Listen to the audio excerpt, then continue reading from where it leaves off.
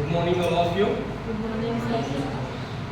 Today we are going to the lecture discuss topic about the elasticity of demand and price elasticity of demand. म्हणजेच आपण मागणीची लवचिकता आणि मागणीच्या लवचिकतेमध्ये किंमत लवचिकता हा घटक आपण लक्षात ठेवू. या पाठीमागच्या लेक्चरमध्ये आपण मागणी विश्लेषण पाहिलं, पुरवठा विश्लेषण पाहिलं. त्याच पद्धतीने मागणीमध्ये वाढ किंवा मागणीमध्ये असणारी घट, मागणीतील विस्तार, मागणीतील संकोच, पुरवठ्यातील वाढ, पुरवठ्यातील घट, पुरवठ्यातील विस्तार, पुरवठ्यातील संकोच या विविध आकृत्या ज्या आहेत तर त्याचं विश्लेषण आपण पाहिलेलं आहे आणि विश्लेषणात्मक घटकाच्या माध्यमाने आपण त्याची मांडणी केलेली आहे. आज आपण मुख्य घटकाकडे जाणार आहोत, ते म्हणजे काय आहे? मागणीची लवचिकता. आता मागणीची लवचिकता म्हणजे काय? ओके, त्या अगोदर आपण लवचिकता म्हणजे काय आहे, इलास्टिसिटी ऑफ डिमांड, त्याच्या अगोदर मागणी लवचिकता म्हणजे काय? लवचिकता म्हणजेच काय आहे? एखाद्या विशिष्ट वस्तूच्या गुणधर्मामध्ये होणारा बदल म्हणजेच काय आहे? लवचिकता. विशिष्ट वस्तूच्या गुणधर्म पातळीमध्ये होणारा बदल म्हणजे लवचिकता. आता उदाहरणार्थ हे चॉक आहे, बरोबर आहे, याला मी काय करतोय? ओढतोय. ओढला जातोय का? म्हणजे हा कसा आहे? ताठर आहे, अलवचिक आहे, बरोबर. तुमच्याकडे रबर असतो, बरोबर, किंवा रबर हे लक्षात घ्या, ते रबरला जर आपण ताणलं गेलं तर तो कसा होतो? त्याला ताकद दिलं तर ते काय होतं? लवचिक होतो, बरोबर आहे. म्हणजे त्याच्यामध्ये बदल होतो. म्हणजेच लवचिकता म्हणजेच एखाद्या विशिष्ट वस्तूच्या गुणधर्म पातळीमध्ये होणारा बदल म्हणजे काय आहे? लवचिकता. आता हे लवचिकता आपण लक्षात घेतल्यानंतर आपल्याला पुढे पाहायचं आहे मागणीची लवचिकता, इलास्टिसिटी ऑफ डिमांड. आता यामध्ये मागणीची लवचिकता म्हणजे काय आणि त्यानंतर मागणीचे लवचिकतेचे प्रकार आणि त्यामध्ये मुख्य प्रकार म्हणजे मागणीची किंमत लवचिकता. आणि या किंमत लवचिकतेचे विविध आपल्याला आकृती निहाय जे प्रकार जे आहेत ते लक्षात घ्यावे. साधी, सोपी आणि सुटसुटीत मांडणी. आपल्याला न समजण्यासारखं यामध्ये कोणताच घटक नाही. थोडंसं कान आणि डोळे इकडे लक्ष द्या म्हणजे तुम्हाला लक्षात येईल. यामध्ये पहा की मागणीची लवचिकता, वस्तूच्या किमतीमध्ये झालेला बदल त्याला अनुसरून मागणीमध्ये जो बदल घडून येतो त्याला आपण काय म्हणायचं? मागणीची लवचिकता. मागणीमध्ये असणारा शेकडा बदल आणि भागिले किमतीमध्ये असणारा शेकडा बदल याच्या गुणोत्तर प्रमाणास आपण काय म्हणायचं आहे? मागणीची लवचिकता. म्हणजे किंमत आणि मागणी यांच्यामध्ये प्रमाणशीर स्वरूपाचा संबंध असतो, ही बाब आपल्याला लक्षात घ्यायची. आता आपण लवचिकता आणि मागणीची लवचिकता ही डेफिनेशन लक्षात घेतल्यानंतर त्याचे प्रकार जे आहेत ते आपल्याला लक्षात घ्यावायचे आहेत आणि त्या दृष्टिकोनातून मांडणी आपण करूया. तर यामध्ये मागणीची किंमत लवचिकता, प्राइस इलास्टिसिटी ऑफ डिमांड. आता यामध्ये मागणीची किंमत लवचिकता म्हणजे काय आहे? तर वस्तूच्या किंमत पातळीमध्ये होणारा बदल, वस्तूच्या किंमत पातळीमध्ये होणारा बदल त्याला अनुसरून मागणीमध्ये होणारा शेकडा बदल याच्या गुणोत्तर प्रमाणास आपण काय करायचं आहे? मागणीची किंमत लवचिकता होय. साधी, सोपी आणि सुटसुटीत व्याख्या. आता ही व्याख्या आपण पाहिल्यानंतर आपल्याला प्रकार पाहायचा. परीक्षेमध्ये तुम्हाला प्रश्न विचारला, किंमत लवचिकता म्हणजे काय ते सांगून किंमत लवचिकतेचे प्रकार आकृती सहज स्पष्ट करा. मग ह्या आपल्याला बाबी आल्या पाहिजे. आलं लक्षात? जेवढे विचारले गेलेले तेवढ्या घटकाची फक्त मांडणी करायची. फापट पसारा अजिबात गरजेचा नाही. ओके, प्रश्न 10 गुणाचा असेल. या पद्धतीने back to back 1 page 4 diagram आहेत. त्याला अनुसरून तुम्हाला त्याची एखादे विशिष्ट प्रश्न लिहित असताना त्या प्रश्नामध्ये आपली संक्षिप्तता आहे का, आपली अचूकता आहे का, त्यामध्ये आपली अर्थशास्त्रीय परिभाषा आहे का, हे 3 घटक तुमचे चेक केले जातात. आणि त्याच्या पुढे ज्यावेळेस तुम्ही संघ लोकसेवा आयोग आणि महाराष्ट्र लोकसेवा आयोग अंतर्गत ज्या मुख्य परीक्षा देतात त्यामध्ये मग ते तौलनिकता आणि अद्यावतपणा या 2 बाबी नंतर त्यामध्ये ऍड करतात. आलं लक्षामध्ये? ओके. आता यामध्ये पहिला प्रकार आहे म्हणजे पूर्ण अलवचिक मागणी,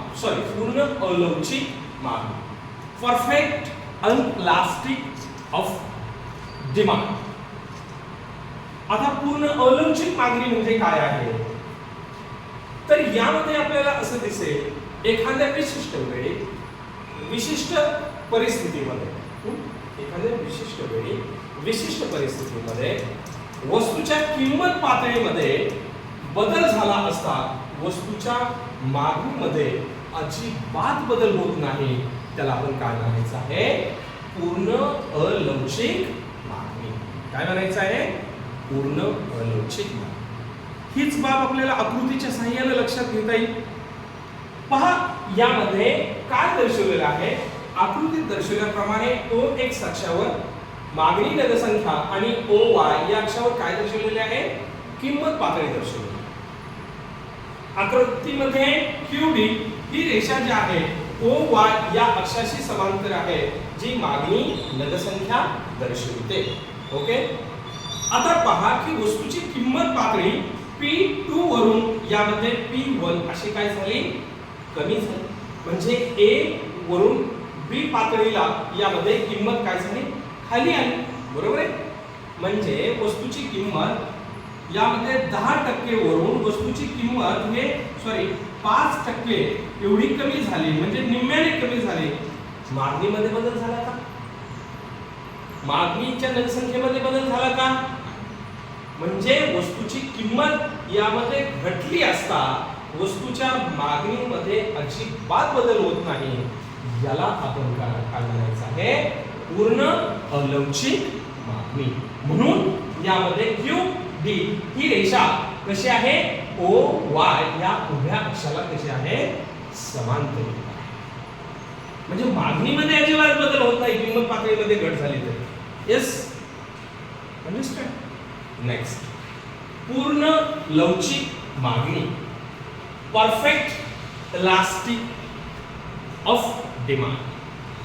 मागणीची पूर्ण लवचिकता किंवा पूर्ण लवचिक मागणी. आता याच्यामध्ये पहा, विशिष्ट परिस्थितीमध्ये किंवा विशिष्ट कालखंडामध्ये वस्तूच्या किंमत पातळीमध्ये थोडा जरी बदल झाला असता, वस्तूच्या किंमत पातळीमध्ये थोडा जरी बदल झाला असता मागणीमध्ये अगणित किंवा अनंत स्वरूपामध्ये बदल घडून येतो, त्याला आपण काय म्हणायचं?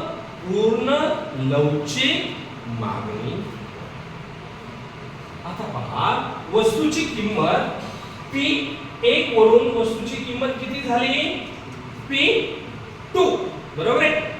वस्तूची किंमत थोडी कमी झाली हो. बरोबर आहे? मागणी किती बदल झालेला आहे? ही रेषा कशी आहे? OX अक्षाशी समांतर आहे. म्हणजे मागणीमध्ये किती बदल होतोय? अनंत प्रमाणामध्ये. वस्तूची किंमत 5% वाढली, घट झाली असता मागणी अगणित म्हणजे 50% मध्ये जे आहे तर यामध्ये बदलते. याला आपण काय म्हणायचं? पूर्ण लवचिक मागणी. म्हणजे दोन्ही परिस्थिती कशा आहेत? टोकाच्या. आलं लक्षामध्ये? Yes. Second concept. And third concept, अधिक लवचिक मागणी. आता या अधिक लवचिक मागणीची काय आहे? वस्तूच्या किंमत पातळीमध्ये होणारा बदल. वस्तूच्या किंमत पातळीमध्ये होणारा बदल, त्याला अनुसरून मागणीमध्ये बदल हा अधिक प्रमाणामध्ये घडून येतो. त्याला काय म्हणायचं आहे? अधिक लवचिक मागणी. साधी सोपी सुटसुटीत व्याख्या आहे. हीच व्याख्या आपण आकृतीच्या सहाय्याने लक्षात घेऊया. आकृतीत दर्शवल्याप्रमाणे OX अक्षावर मागणी निर्देशांक आणि OY अक्षावर काय दर्शवलेले आहे? किंमत दर्शवलेली आहे. आकृतीमध्ये अनुक्रमे DD ही रेषा जी आहे डावीकडून उजवीकडे वरून खाली येणारी ऋणात्मक स्वरूपाची आहे. या ठिकाणी आपल्याला ज्यावेळेस वस्तूची किंमत पातळी ती P1 वरून P2 अशी काय झालेली आहे? कमी झालेली आहे. त्यावेळेस एकूण पहा या ठिकाणी जे आहे मागणी Q1 पासून Q2 पर्यंत काय झालेली आहे? वाढली. म्हणजे किमतीमध्ये किती बदल आहे? हा बदल दिसतोय हा बदल. मात्र मागणीच्या जनसंख्येमध्ये किती बदल आहे? त्याच्यापेक्षा अधिक दिसतोय. बरोबर आहे. म्हणजेच यामध्ये वस्तूच्या किमतीमध्ये यामध्ये झालेला बदल त्याला अनुसरून मागणीमध्ये होणारा बदल हा किंमत पातळीपेक्षा कसा असतो? अधिक असतो. त्याला आपण काय म्हणायचं? अधिक लवचिक मागणी होय. हे A आणि B दोन्ही बिंदू जोडले असता जी रेषा प्राप्त होते ही रेषा काय आहे? मागणी रेषा. आणि ही आपल्याला दर्शवते की मागणी कशी आहे? अधिक लवचिक स्वरूपाची आहे. समजते तुम्हाला? यस. लास्ट 4 कमी लवचिक मागणी. याच्या विपरीत आणि थोडंसं जे आपण विश्लेषण केलं त्या स्वरूपाचं एखाद्या विशिष्ट परिस्थितीमध्ये किंवा विशिष्ट कालखंडामध्ये ज्यावेळेस किमतीमध्ये होणारा बदल किमतीमध्ये मोठा बदल होतो किंमत पातळीमध्ये. म्हणजे यामध्ये 10% म्हणजे सुरुवातीला किंमत पातळी जी आहे तर 20% होती. आता किंमत पातळी काय झाली? जवळपास 10% किंमत पातळी काय झाली? कमी झाली. बरोबर आहे. किंमत पातळी कमी झाली. मात्र मागणीच्या नगदसंख्येमध्ये हा होणारा बदल जो आहे तो यामध्ये सुरुवातीला जे आहे 10% होता. आता मात्र ते कसा आहे? किती आहे? 5% आहे. म्हणजे या ठिकाणी मागणीच्या नगदसंख्येमध्ये जे आहे तर किंमतीमध्ये झालेला बदल त्याला अनुसरून मागणीमध्ये होणारा बदल कसा आहे? कमी आहे. म्हणजे किंमत बदलापेक्षा मागणी होणारा जो बदल जो आहे तो किंमत बदलापेक्षा कसा आहे? कमी आहे. म्हणूनच याला आपण काय करायचं? कमी लवचिक मागणी. हीच बाब आकृतीच्या सहाय्याने आपण लक्षात घेऊया. OX अक्षावर दर्शवल्याप्रमाणे काय दर्शवलेले आहे? मागणीची नगदसंख्या दर्शवलेली आहे. आणि OY या उभ्या अक्षावर आपले काय दर्शवलेले आहे? किंमत पातळी दर्शवली. आता या ठिकाणी आपल्याला असं दिसेल की वस्तूची किंमत पातळी P1 वरून P2 अशी काय झालेली आहे? 20% वरून 10% काय झालेली आहे? कमी झाली. हो, किंमत पातळी कमी झाल्यानंतर मागणी वाढायला पाहिजे ना? बरोबर. मात्र मागणी इथं काय होते? Q1 ते Q2 म्हणजे Q1 पासून Q2 पर्यंत मागणी या ठिकाणी वाढते. मात्र किंमत वाढीच्या तुलनेत मागणीच्या जनसंख्येमध्ये होणारी वाढ कशी आहे? कमी आहे. बरोबर आहे. यालाच आपण काय म्हणतो? कमी लवचिक मागणी. लक्षामध्ये येते तुमच्या? या सर्व विश्लेषण यापुढे एक डायग्राम राहिलेला आहे त्याचं विश्लेषण आपल्याकडे इथं जागा अवेलेबल नाही म्हणून थोडंसं त्या डायग्राम मध्ये एकच लवचिक मागणी म्हणून शेवटचा प्रकार आहे 5वा. तर ते आपण लक्षात घेऊया नंतरच्या लेक्चरमध्ये. तर हे प्रकार तुमच्या लक्षात आले असते. हे फक्त एक झालं. काय? एक प्रकार मागणीची किंमत लवचिकता. आता आपल्याला पुढे काय पाहायचं आहे? मागणीची उत्पन्न लवचिकता. त्यानंतर मागणीची तिरकस लवचिकता ज्याला प्रतिस्थापन लवचिकता क्रॉस इलास्टिसिटी ऑफ डिमांड असते. तर ते दोन प्रकार त्याच्या असणाऱ्या डायग्राम ते आपल्याला विश्लेषणात्मक आपल्याला पाहायचं. आता मी सांगितलेले तुम्हाला समजलेले आहे? काय कोणाच्या शंका?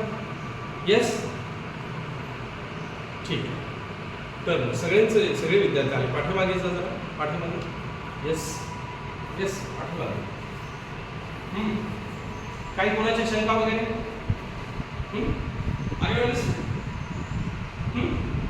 समजले तुम्हाला सर्वांना?